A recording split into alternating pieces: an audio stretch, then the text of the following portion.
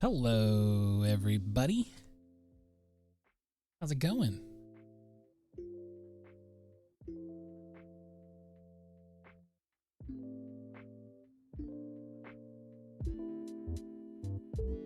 Who's excited for some art? I gotta set my stretch timer. Love you too, love you too. 30 minutes. And since I've been doing a little bit of computer work already today, I'm gonna actually stand up and stretch right now.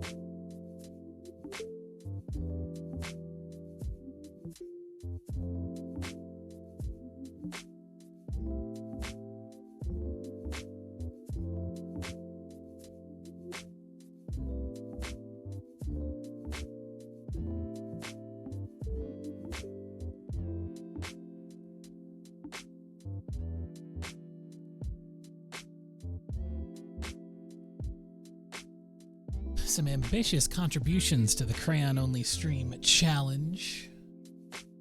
We love to see it. 22%, you're almost at a quarter of the way there. Still many days left to go.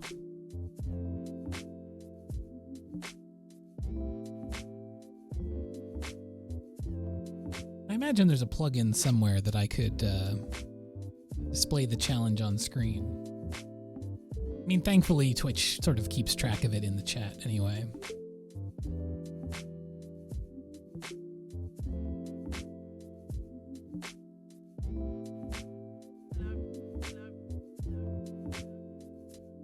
All right. Let's switch on over to the art cam. And I've got a big surprise for you.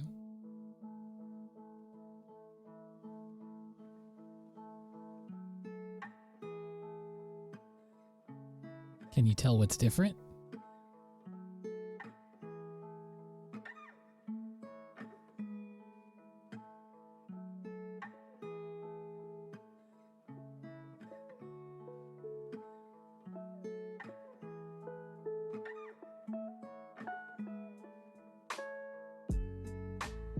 That's right, I'm animated.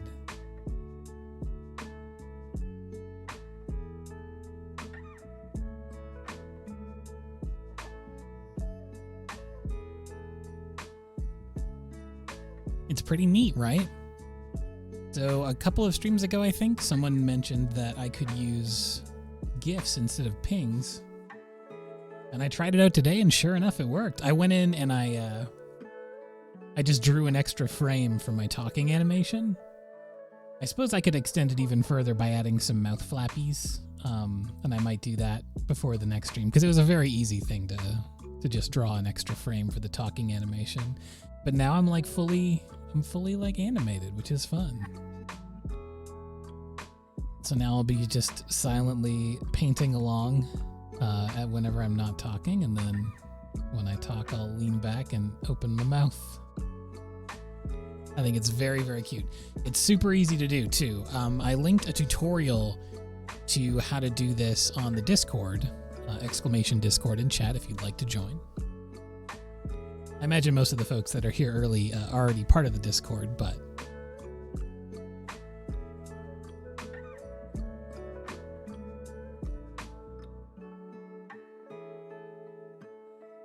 I'd like to figure out how to get the animation stuff working in Clip. Because apparently Clip is pretty good for animation, like simple animation. But I do not understand some of the more advanced tools in this program.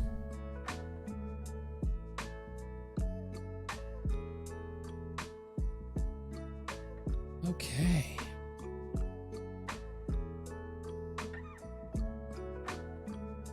So apparently, in the latest version of Clip Studio, they introduced a bunch of new brushes. I'm not sure when they updated the new brushes, or like the sub-tools or whatever it is. But apparently they added a bunch of new sub-tools for the default brushes.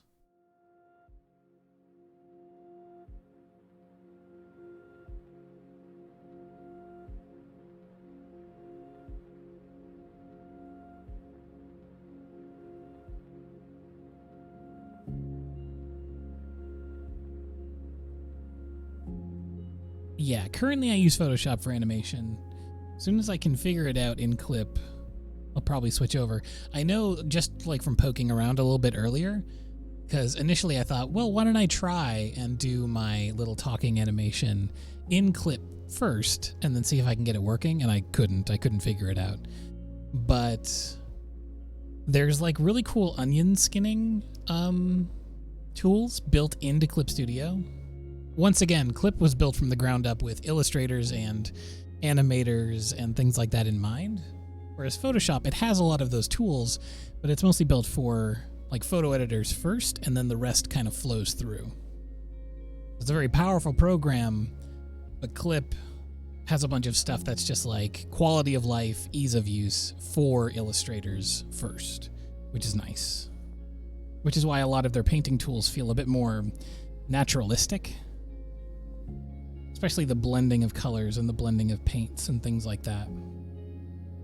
So I have no idea what any of these brushes do.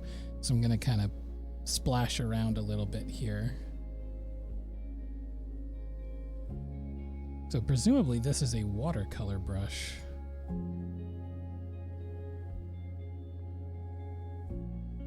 I can kind of see that. It's a kind of soft. You can tell that it has multiple sort of brush segments, bristles. You can kind of soften the edge, smooth it out a little bit. I have EX, I think. I got it when it was on sale, and it was on sale for, I forget, it was like 100 something, maybe just 100. As always with Clip, wait for the sales. They do them very often.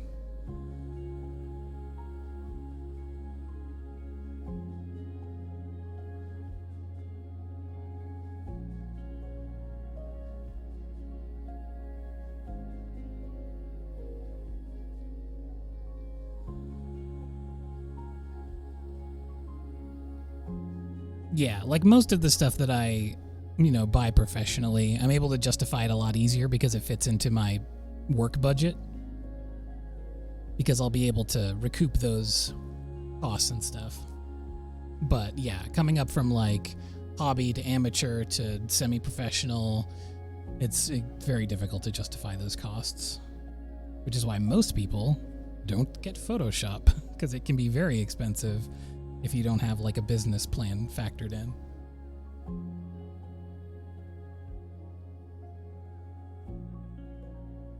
This brush is wild. Very rendery. I don't quite love the texture on it. I imagine there's ways that you can change and manipulate those things. Hi, Pachi, how's it going? And hello to all the first-time viewers and chatters. I see y'all in there. Sheevish. Jockidraz, I hope I said that right. I probably didn't. Psycarian, hello. Hope you're all doing well.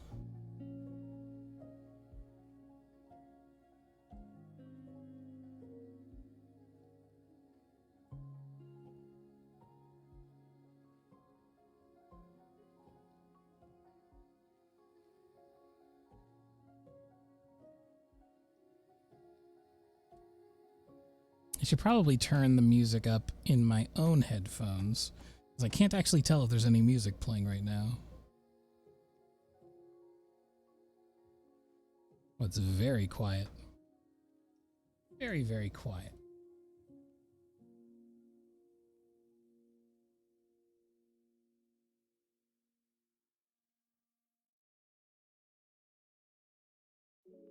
Oh yeah, that's right. I forgot that last time we actually surpassed the follower goal, and now we're in a bonus adjunct follower goal for June. In retrospect, I probably should have set it a little bit higher, because how many? It's like 13 days, 12 days, something like that. We have a while to go before the month is over. But if y'all can hit it, someone's getting some more art. Now, enough messing around. I have an actual plan for the stream today. I say enough messing around, but honestly, it's mostly going to be messing around. I want to create some Breath of the Wild 2 art. And I think Breath of the Wild 2 is in a very specific, very interesting place right now because we know so little about it. And also, that carries over to the design sort of work of it. We've seen a few quick glimpses, screenshots in the trailer, a couple of things. We haven't seen Link from the front in the new outfit yet. So it's all up to interpretation right now. I can kind of glean, I can kind of guess basically what the outfit is. You can sort of see a bit of a sash and then an exposed arm. It looks very similar to like old samurai, like the more casual samurai gear, where there's like a sash over one arm, but then the other arm exposed, the sword arm. And then that kind of melds into the tunic. I'm mostly looking at the screen. The only real reference point I have for the outfit is the screenshot where Link is falling through the heavens. And so I'm kind of looking at that. And I also have a screenshot of the arm up close. So I'm going to try to use those elements and develop out something fun. At the very least, I want to try drawing Link in that form. So I'm going to go back here. I'm going to just start a new layer and get rid of these brush strokes. I'll go back to my brush set for the drawing portion because I've got a nice brush that I use that's basically just the hard round brush from Photoshop default. Nothing fancy. It's just this little guy here. But I like how clean and smooth the lines are. So I'm just going to use that. I'm going to make it a little bit smaller here so we get a nice fine line. And then I'm going to do a little bit of sketching. As always, I'm going to draw the character, but I'm a real background guy, so there's going to be a lot of background sort of layout emphasis in the picture. I want to have some nice big clouds, essentially.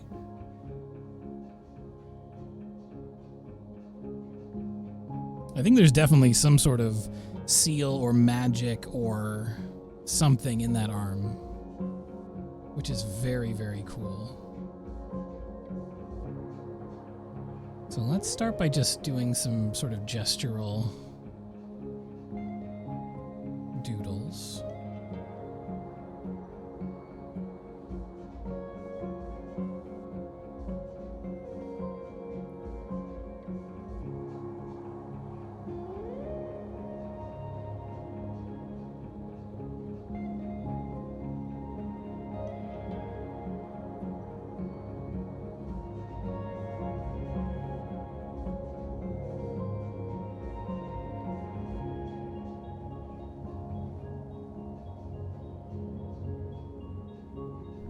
Hello, Abby.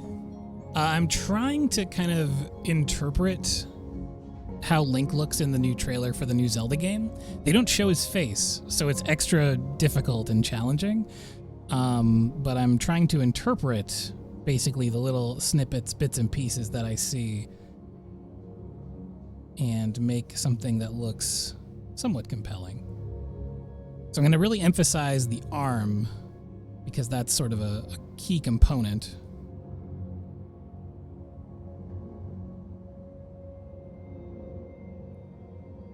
I'm realizing now it's his right arm, so he was very lucky because Link is left dominant. At least in the old games, he was left dominant. I think it switches, honestly, from some games to some other games, but as a lefty, I always want Link to be left-handed.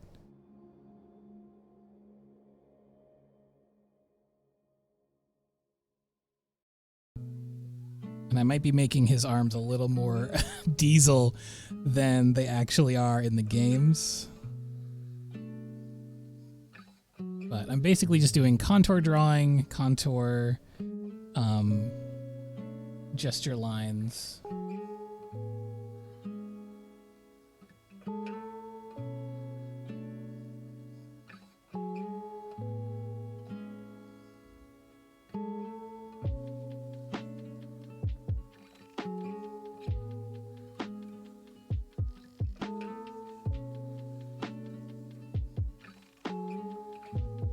And the initial plan for this gesture was Link walking through like a dark, dense forest and moving some like branches, some trees, side like you do. And then there'd be like light shining from behind as he's walking through. And in that pose, you'd kind of duck your head down a little bit, so yes.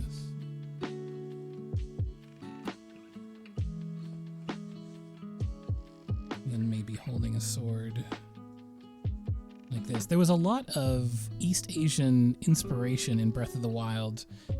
For a lot of the designs, there's a lot of Ainu sort of sculpturology. There's a lot of like Juomon, like pot sort of designs and shapes, which I thought was really, really fascinating.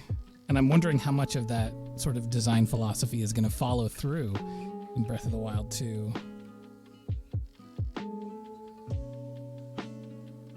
And one thing is definitely new in that Link's hair is down and flowing. Hair is longer, which is interesting because in the initial cutscene that they showed, the very, very first trailer for the game, Link pretty much looked exactly like Breath of the Wild 1. So kind of no time had really passed. It was my assumption. But now with the new Link design, Link's hair is down and longer, so I think there's going to be another time skip, which, like, bad news for this Link, because he already slept for 100 years. He was already sealed, you know, in the temple for a very long time. So I hope that he doesn't get sealed away for too long.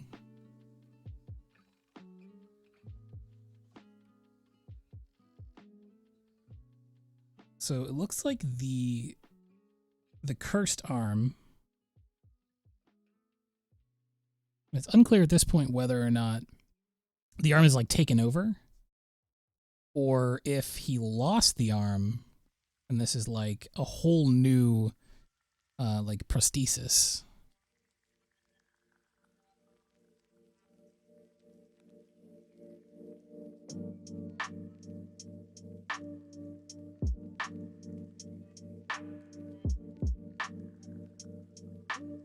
So then over the sword arm is this like long flowing cape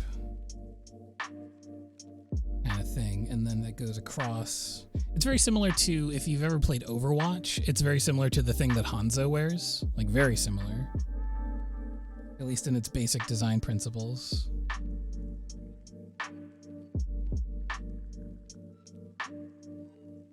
I've seen much speculation online of people talking about how the symbols, the way that the shapes and symbols look on the cursed arm are very similar to the Twilight from Twilight Princess, sort of Midna's markings and things like that. I don't know how much of that stuff will actually bear out.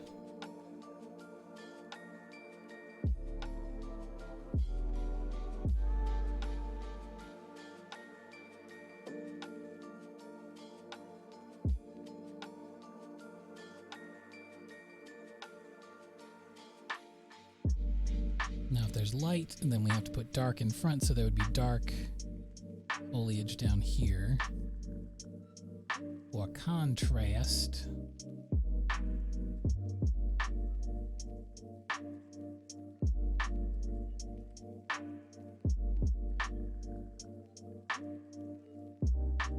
Playing as Ganondorf, that'd be sick.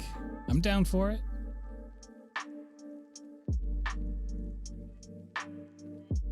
I've long said that they should try a different interpretation of the trio, because they're cursed. They're forever and ever and ever. Every reincarnation of Zelda, Link, and Ganon are fated to fight. Ganon is fated to lose. Link is fated to win, and then Princess is there to like be sort of the pillar through the whole thing, to provide like the guidance and the magic and all that stuff. And it's like, it's good, it's solid, but there is a lot of potential there. To have three people constantly getting reincarnated with wisdom, power, and courage, like if you just shifted any one of those Triforce pieces one degree over, it would be such a different dynamic to the story. I'd be very fascinated to see them explore that. Especially if Ganondorf as like, when he's Link's age. Because Ganon's always depicted as older. But if they had a young Ganon in one of these stories who like found out about the legend of Zelda and then realized what his role was going to be, like if they didn't shift it, if he knew that he was going to get the Triforce of Power, but he didn't want to become a villain. It's that kind of determinism thing. It's like, why do I have to be this way? I always thought it'd be really fascinating if they explored that idea.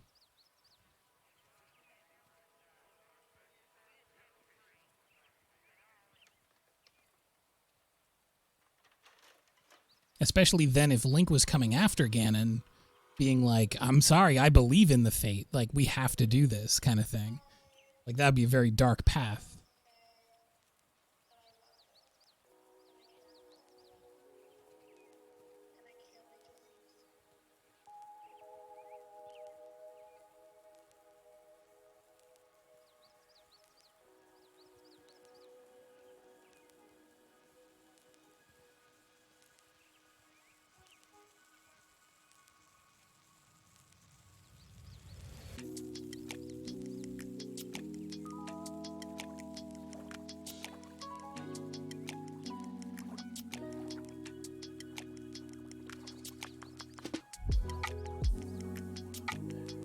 I don't know why my brush just switched to white color instead of black. That was weird.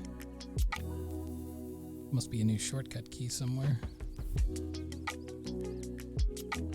It looks like he's wearing gladiator sandals that kind of strap in all the way up the leg, all the way up to the calf, and then they terminate in a sandal at the bottom. Kind of interesting. And he has shorts on underneath his tunic.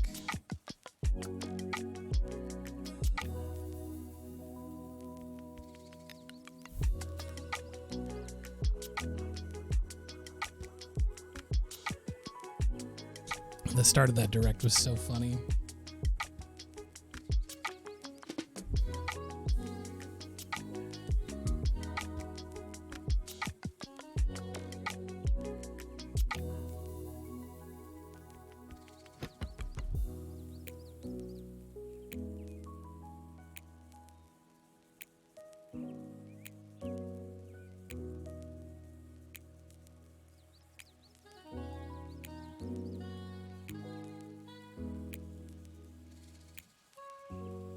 We really don't know how his hair would fall in the front, do we?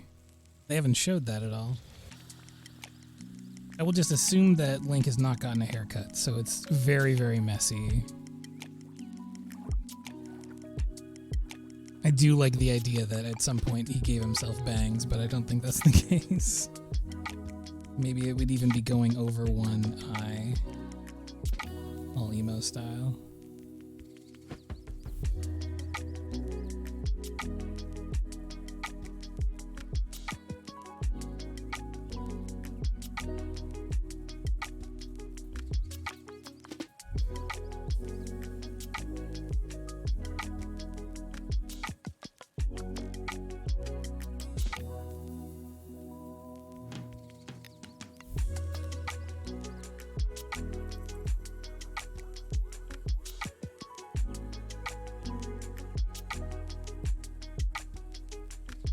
Yeah, I think the gag was definitely less about the people he was throwing off into the volcano and much more like that is that character's meme at this point. He is fully memed out for throwing people into volcanoes.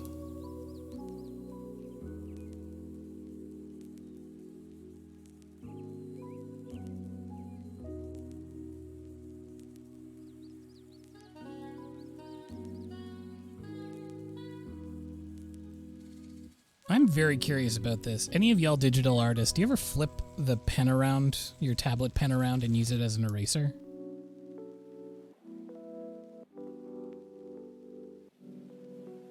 Because I don't.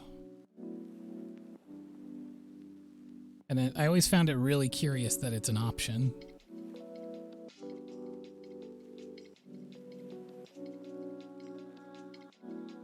But I was like, surely other people must, otherwise they wouldn't keep putting it in.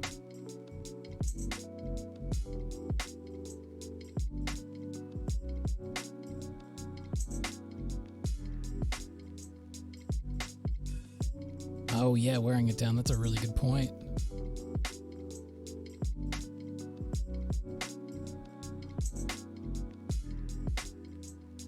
I almost want to go like Galaxy Express 3.9 with this Lynx design.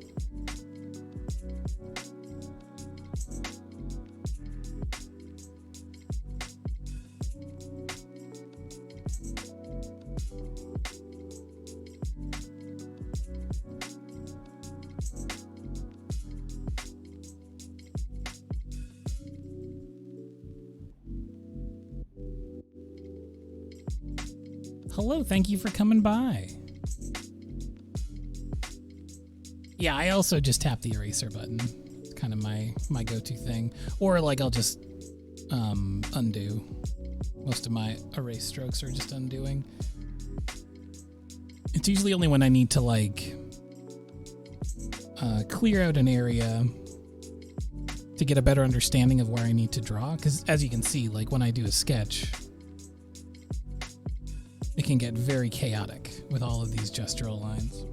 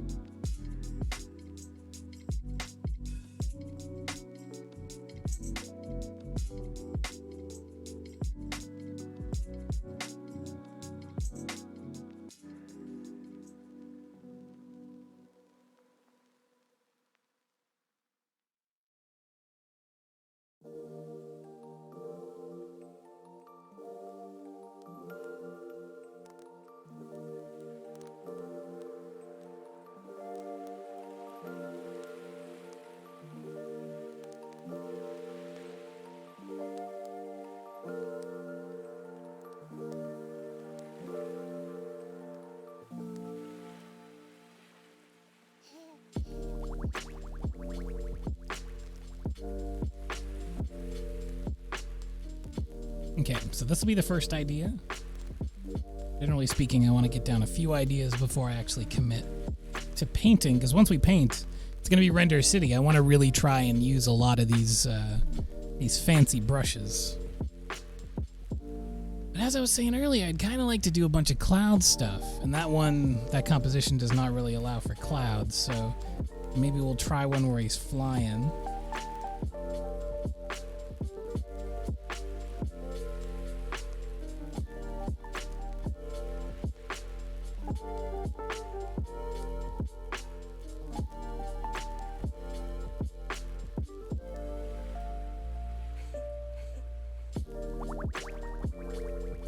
Focal point, then we can sort of radiate the entire composition out from it. Like this.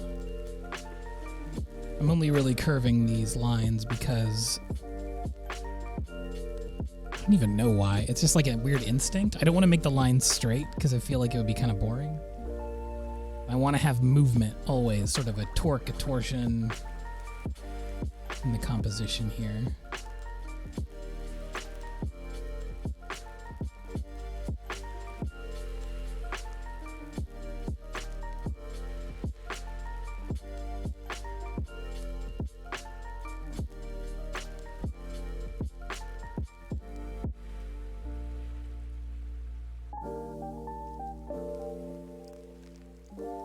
When drawing a body moving forward and flying in the air also, like laying flat, it's a lot of like ovals and circles overlapping each other, which can be very chaotic again. A lot of lines kind of jumbling.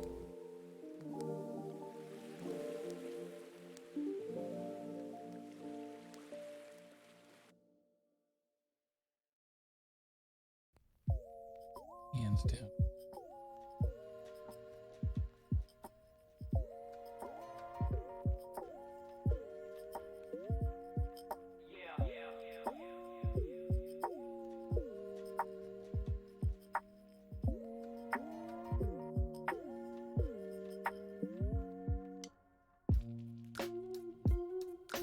Oh, heck yeah. Have a good walk, Redbird.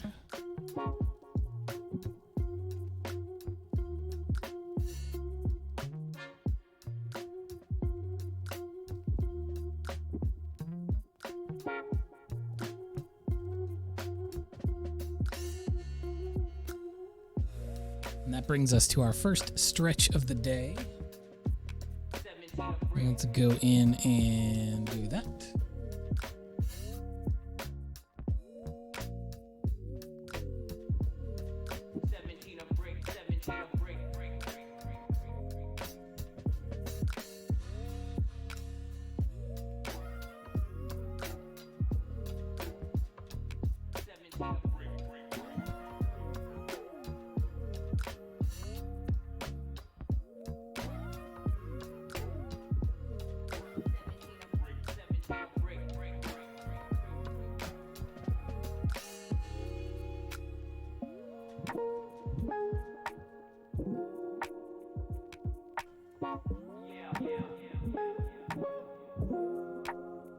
Okay.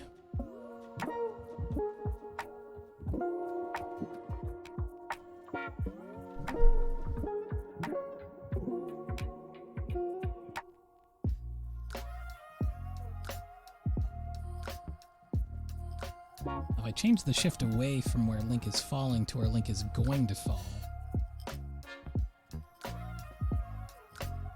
it's heading here.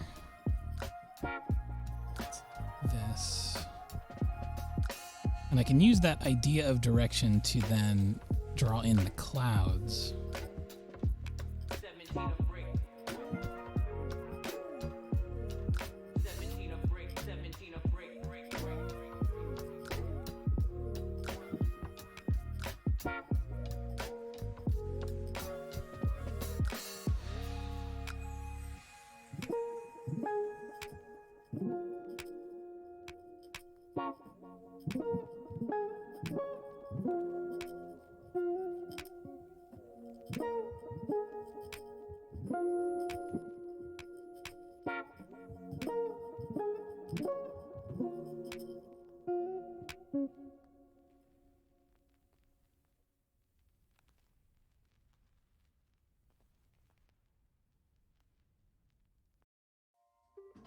Hiya, Evie.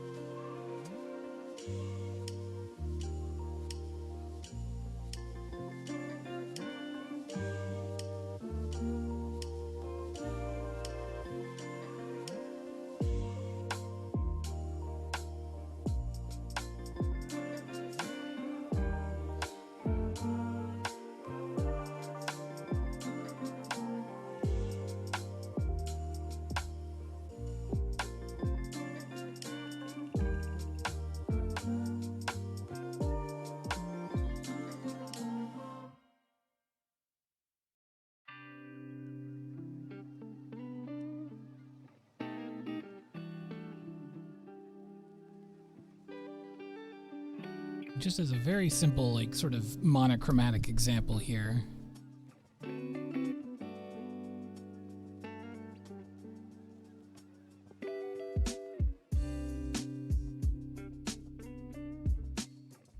determining some direction with these cloud colors.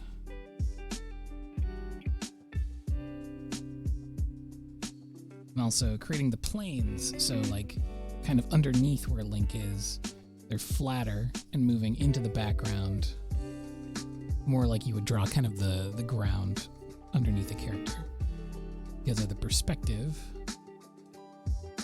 whereas these ones up here are a little more dynamic.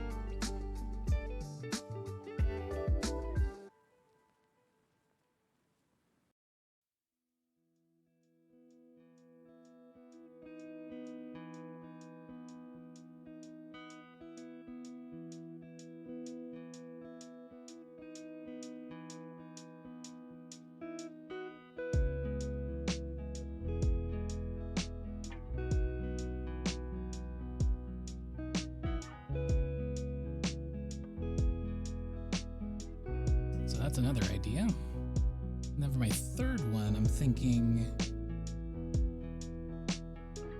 the classic.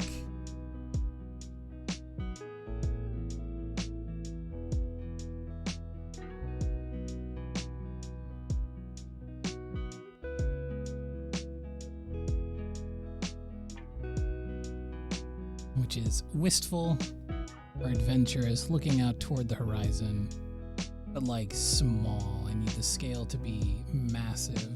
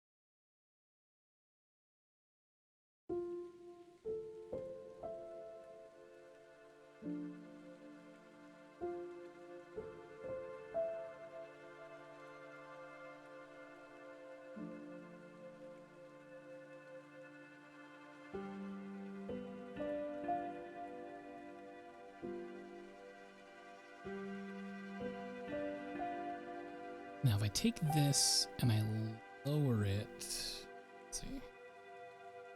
I'm thinking about the angle and how every single time I've kind of been fighting myself out of getting those nice big clouds. So maybe I'll tweak the angle slightly. I feel like so much of the momentum of the idea of this game, especially the new ideas, is uplift and move upward. That's kind of the whole idea, is it's moving up into the skies above Hyrule.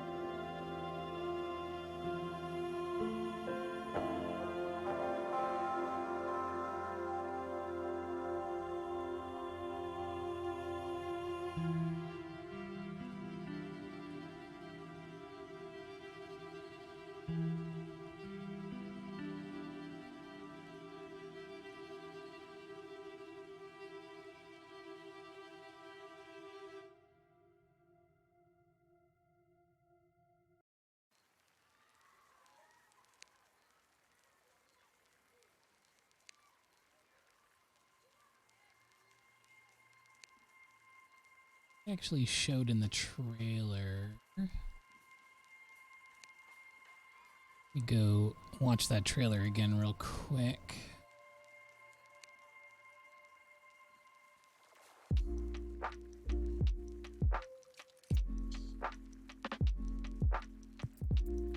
Because I believe at the very end they show Hyrule Castle going up into the air again. Yes, they do. Okay, that's a good ref.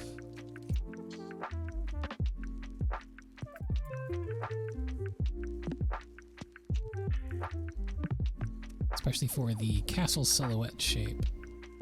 Good reference.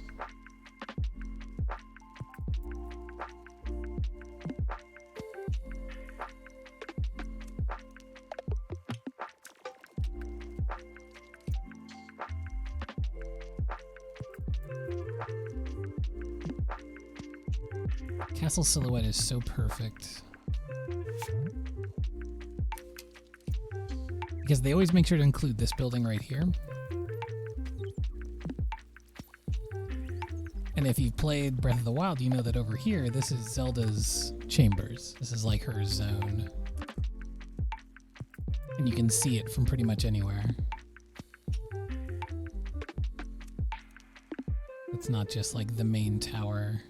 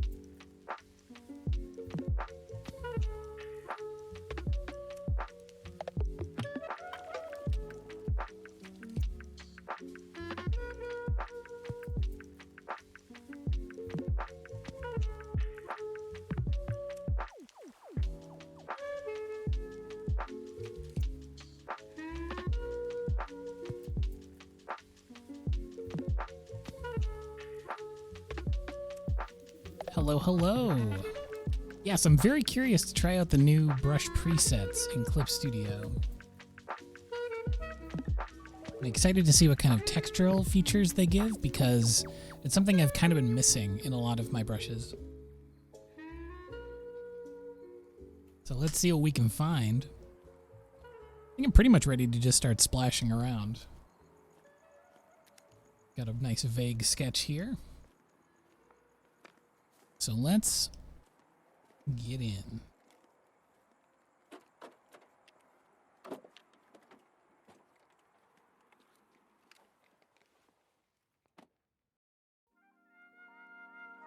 And my main idea was for this to be a big sunny day.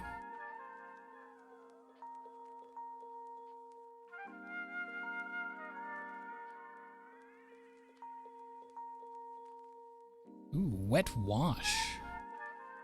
Let me try out this wet wash. Whoa, whoa. Okay.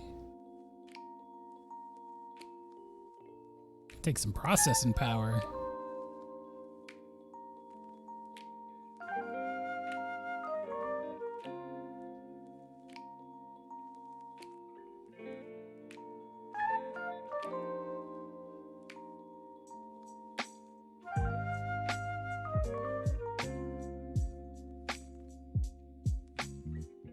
Wild. It has like physical properties to it. Like you can see the edge fade and bleed. And it has a texture too.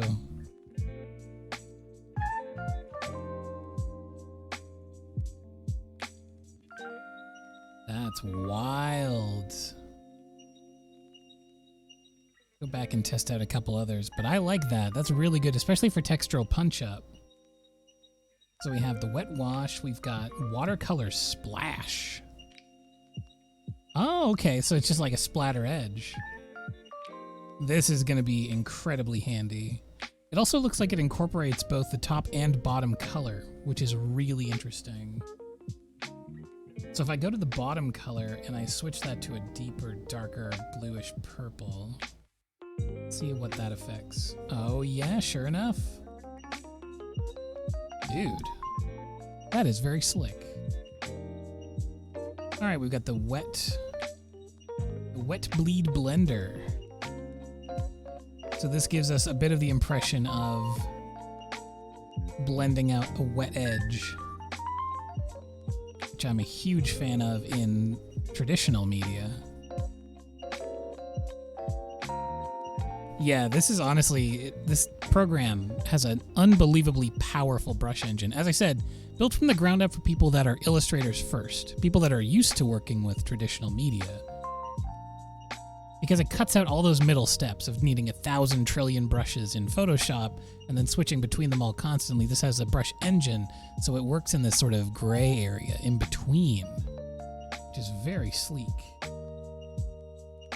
Soothing watercolor. Ah, okay. So this is another blending brush.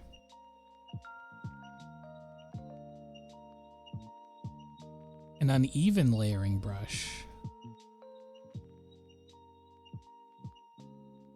That's wild. I'm very interested in using that splatter brush for sky texture. Let's put down a flat surface. So just a flat color. We'll do this one here. And then I'm gonna build on top of this on another layer.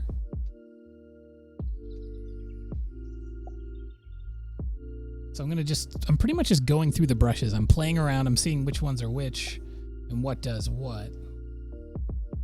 But I would also like to just start building up these clouds. Okay, so this one is running color edge watercolor. And sure enough, it does have a bit of a wet edge to it. It's a really soft brush, which is great for building up clouds. Generally, when I'm starting out a cloud form in Photoshop, I like to do a very, very blurry, which usually just, amounts to me using an airbrush. A very, very blurry edge. Because you can then go in and define and crisp up the edges later on.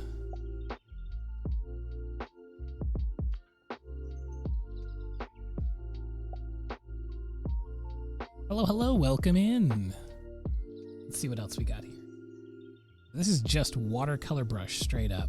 This is the one we were using at the very start of the stream. It's got like the actual bristle texture on the edge of it.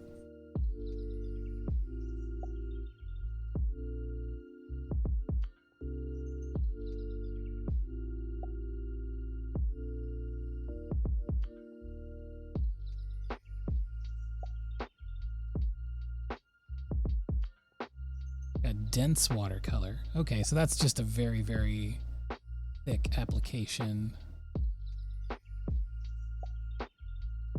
Transparent watercolor. Makes a lot of sense.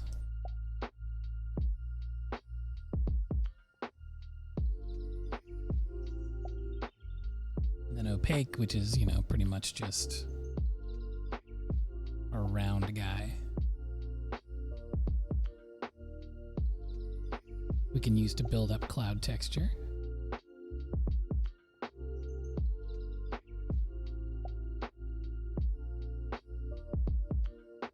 That first one was wet wash. There's also a lot of details you can change within each of the brush parameters. So for instance, this one specifically, it has particle density and spray deviation.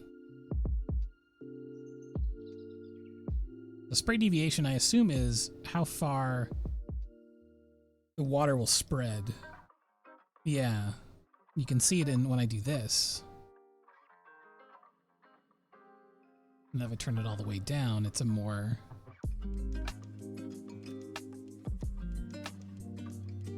It fades in a little bit more.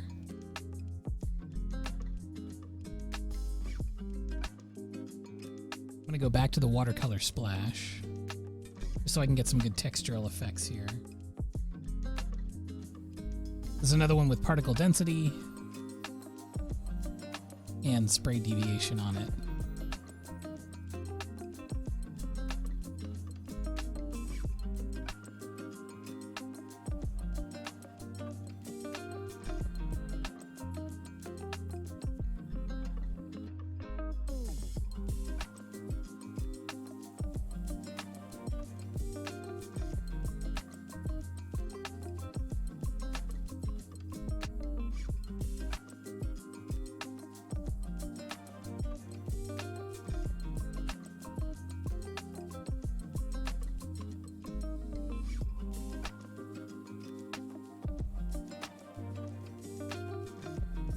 This is watery.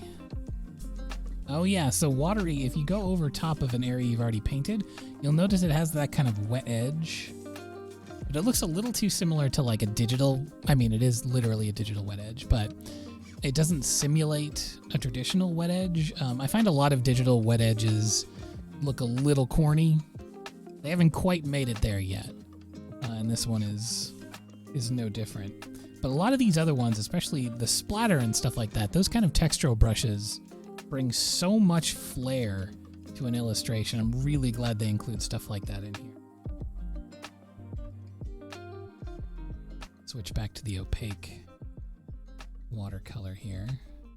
I can blend down a lot of these colors and shapes in behind.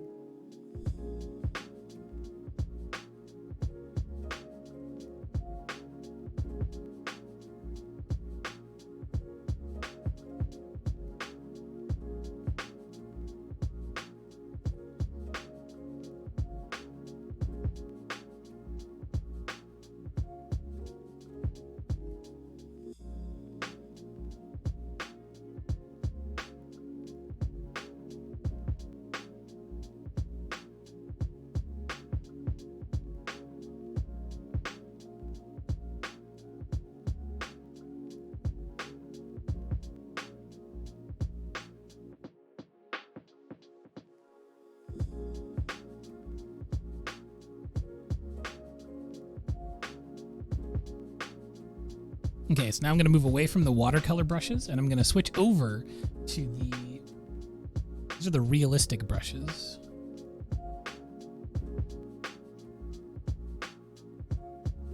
We've got tapered watercolor, which is interesting because it's actually not in the watercolor section.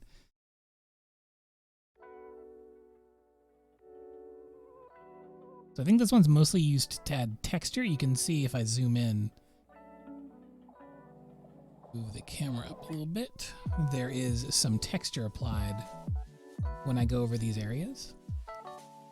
It's really good if you want to like texture out an edge or fill in an area with texture and get that kind of paper feel.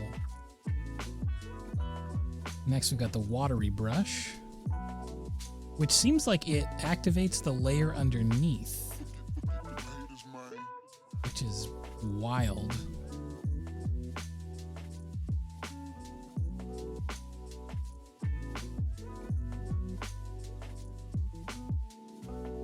Textured blender that blends out an edge and gives texture. Use that to bring two layers more in line with each other. It almost looks like, anyone who's ever used chalk pastel before, it kind of looks like if you use your finger to blend out an edge in chalk pastel, which is a very nice effect. Looks like it's time for another stretch, so let's go ahead and do that now.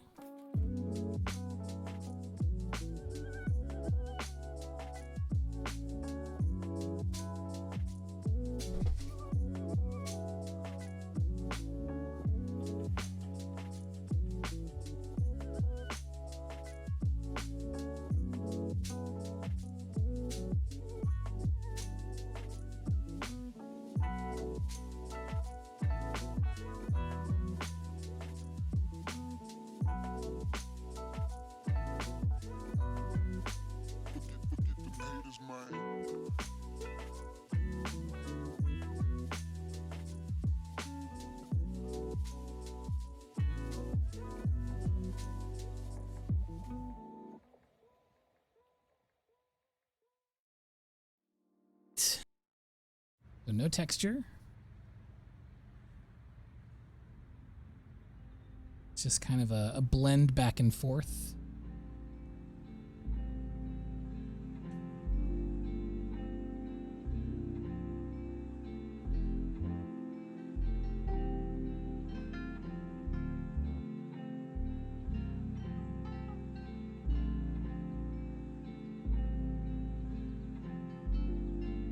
Use this one to kind of sculpt out those mountains in the background.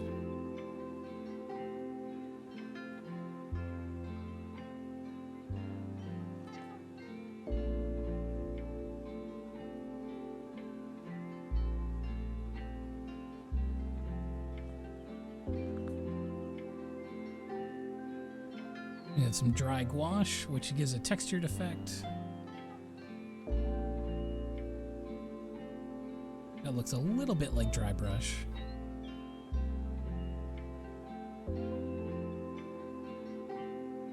A thin gouache brush. I think this is supposed to replicate maybe like a rigging brush.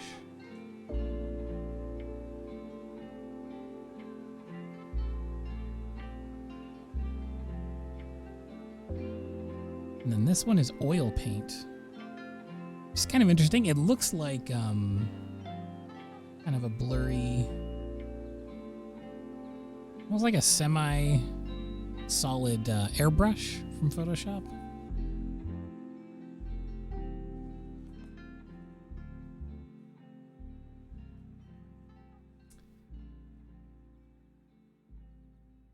Oil paint flat brush. Pretty fond of this one.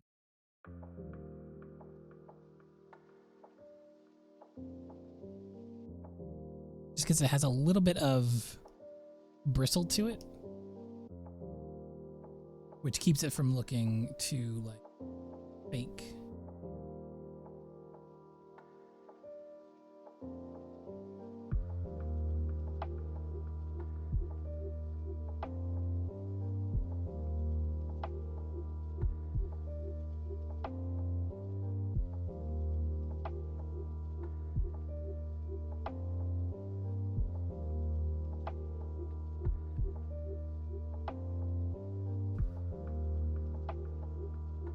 let's see here.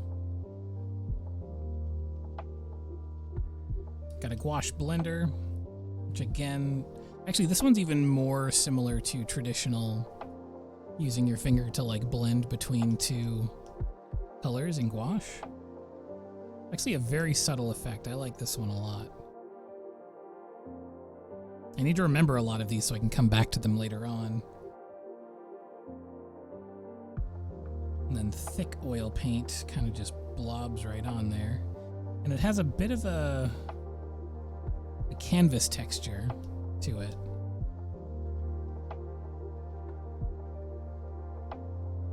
Not 100% on that one. Okay. Now these are India inks. I think I've used a lot of these before. It doesn't look like they're different. This is wet blotting, which is a very realistic, like, surface. Look at that. It actually looks like a blob of like actual ink on the page.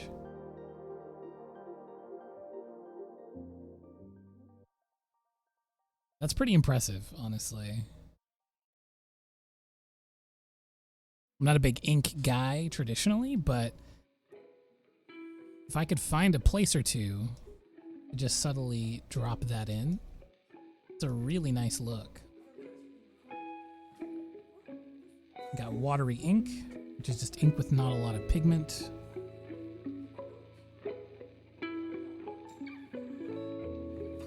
This one uses dual color effects.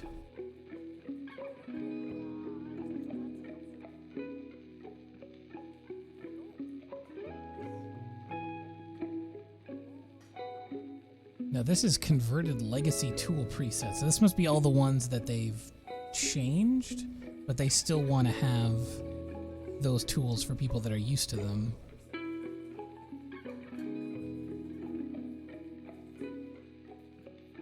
There's quite a few. I think it's pretty much every single brush preset.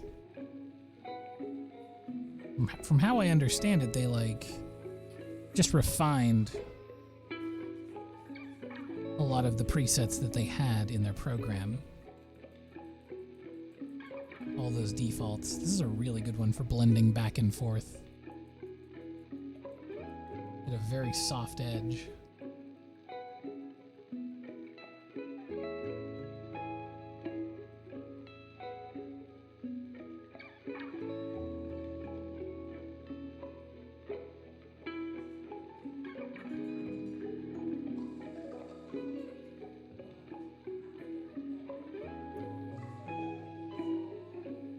Okay.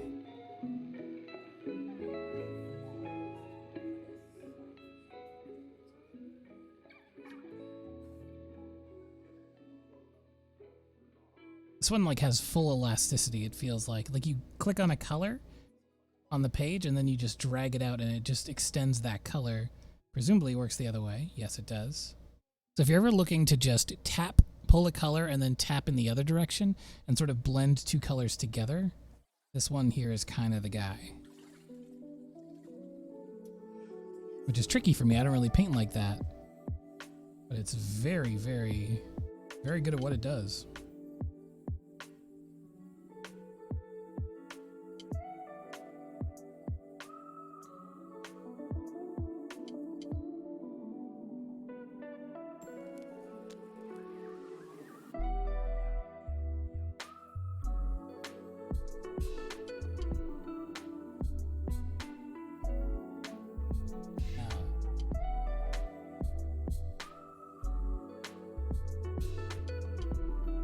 I'm going to return to my normal brushes, just so I can quickly get the rest of the sketch out of the way. I do want to get this idea firmly down. First, let's merge these two layers together, because I get lost if I paint on more than a couple of layers. Bring down the paint amount. Find the brush.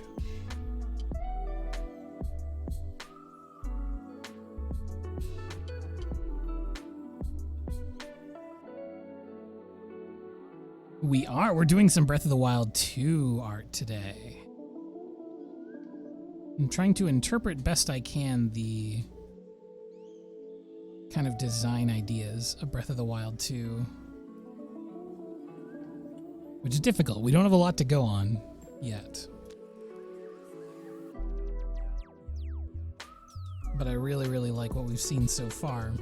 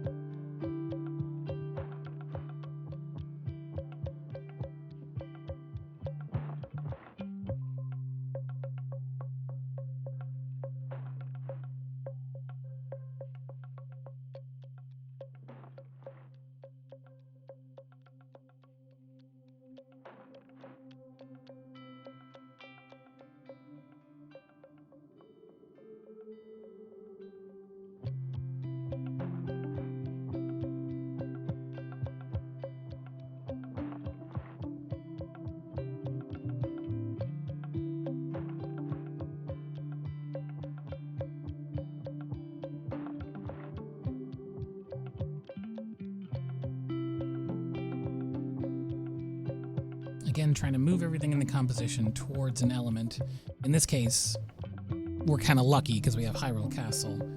So it's just this giant mega structure right in the middle.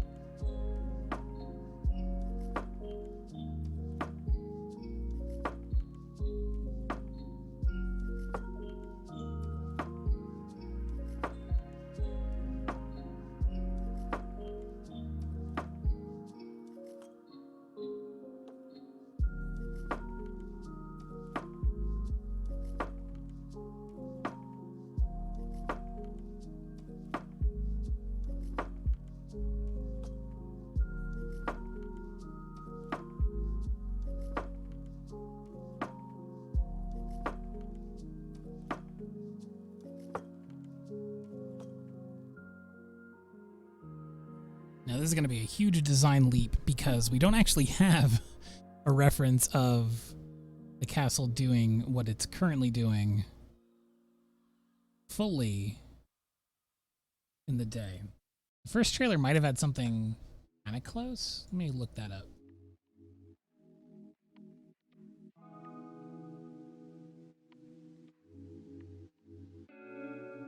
Because in trailer 2, it's a sunset.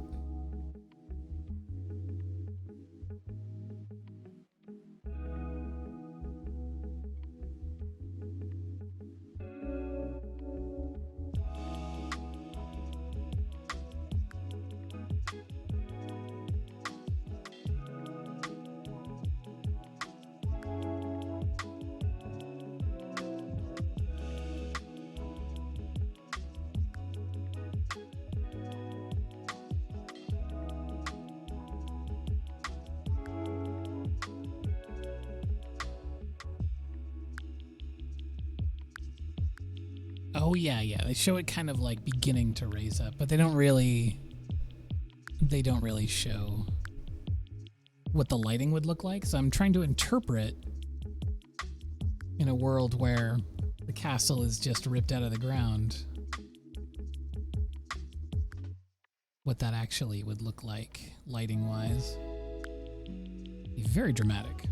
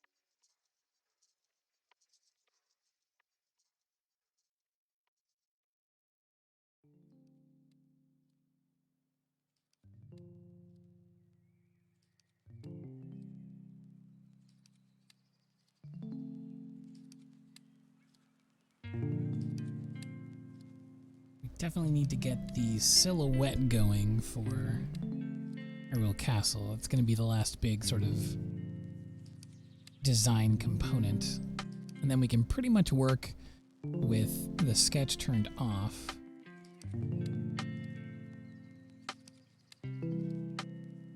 Let's go ahead and incorporate that.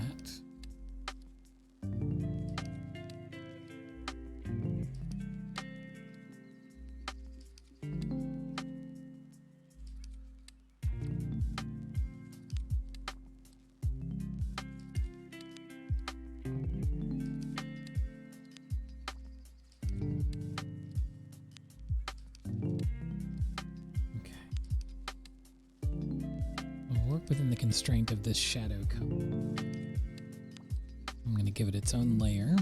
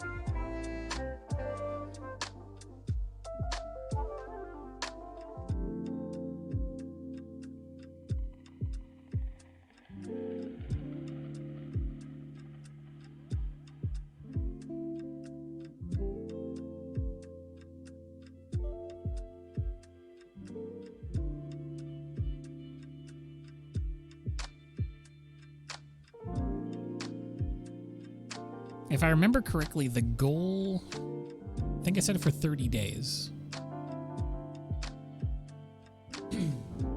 So there is a time limit on it, but it's pretty long. Because the last time we did a challenge, I think I set it for 150 and 2 weeks. And it was smashed within a week and a half, maybe. Less than that. Almost instantaneously, perhaps.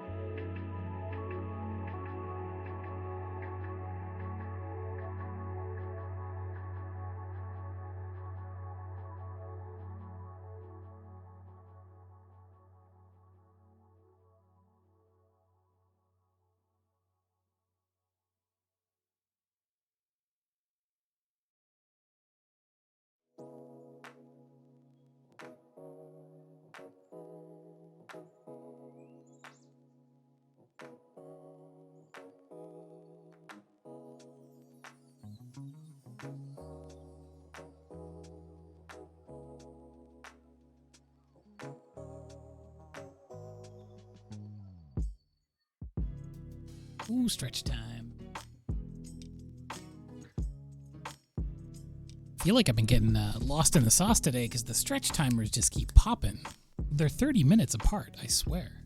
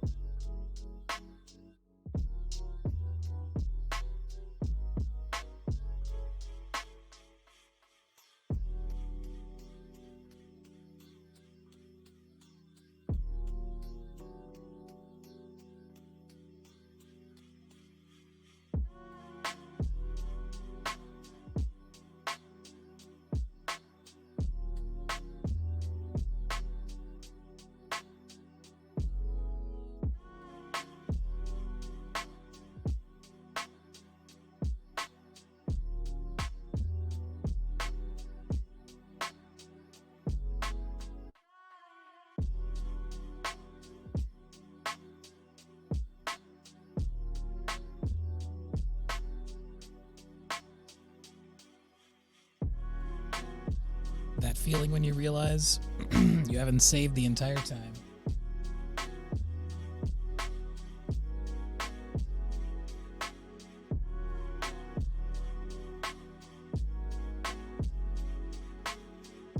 And it's time for a stretch.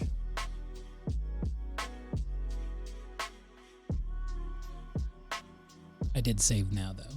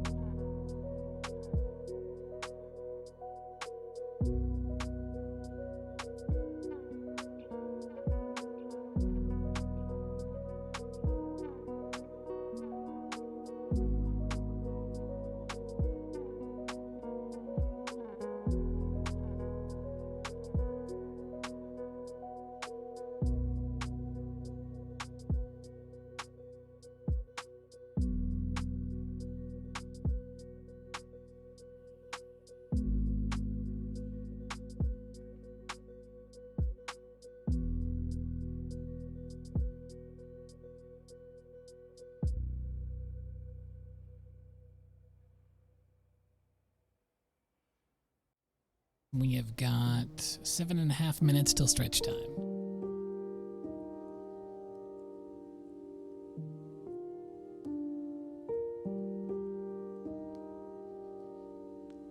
But also, if you feel like stretching, stretch, please. Listen to your body.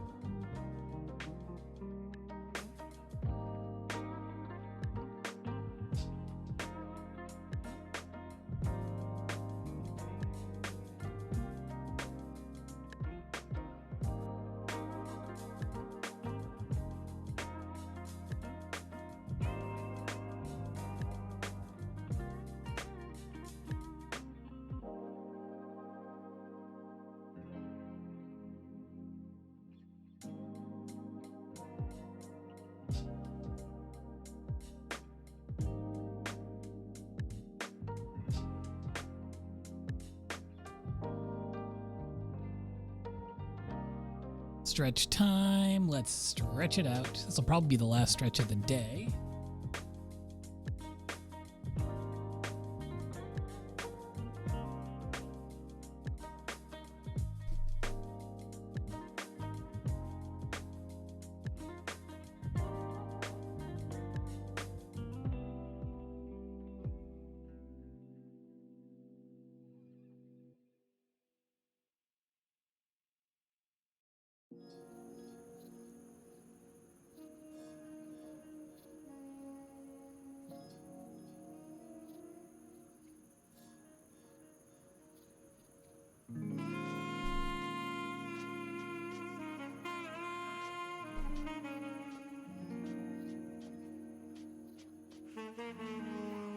Let's see how much more we can get done. I'll let the next stretch timer be like the ending timer of the stream. Because we're already almost at 3 hours today. Very fun. But I still have a lot of little tweaks I want to do before we're done for the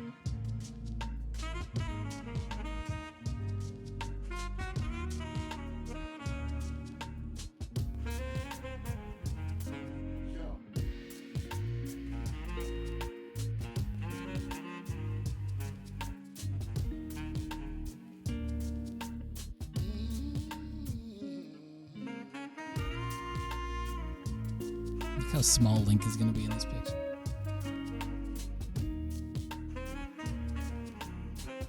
How about that for scale?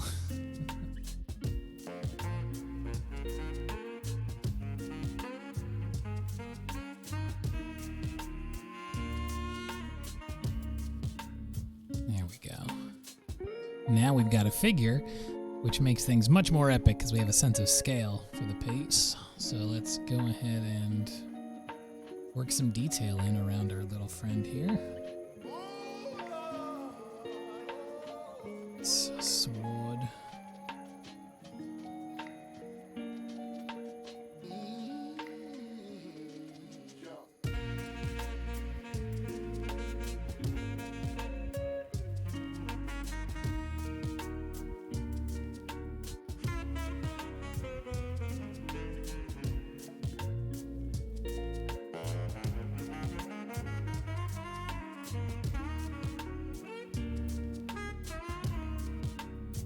It's always interesting in sequels to Zelda games. There hasn't been that many of them, but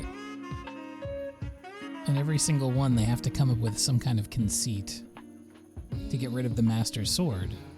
By the end of the game, you've got the Master Sword kicking around. I'm very curious to see what they do this time around.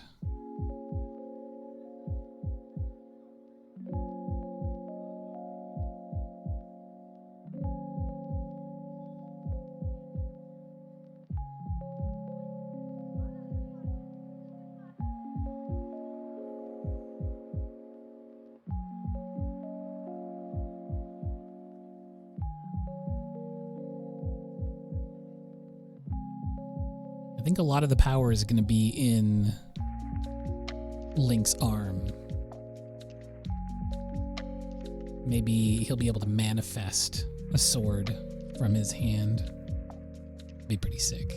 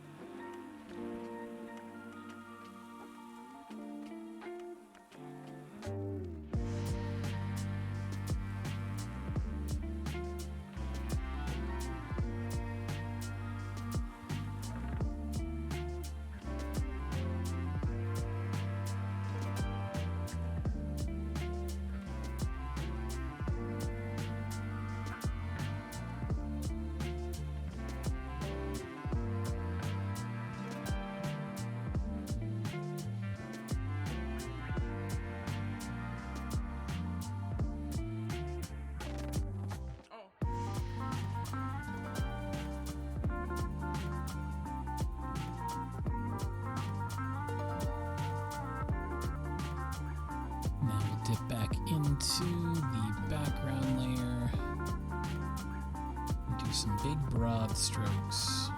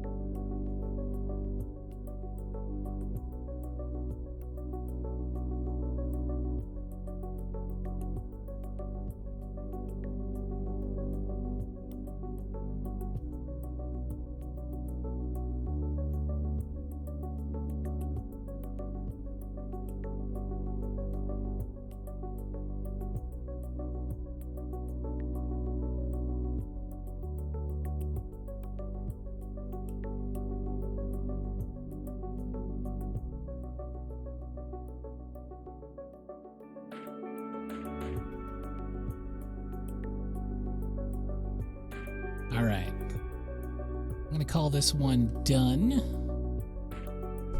What a nice chill stream this was. Just as I had hoped. Got a chance to play around with the new brush presets in Clip.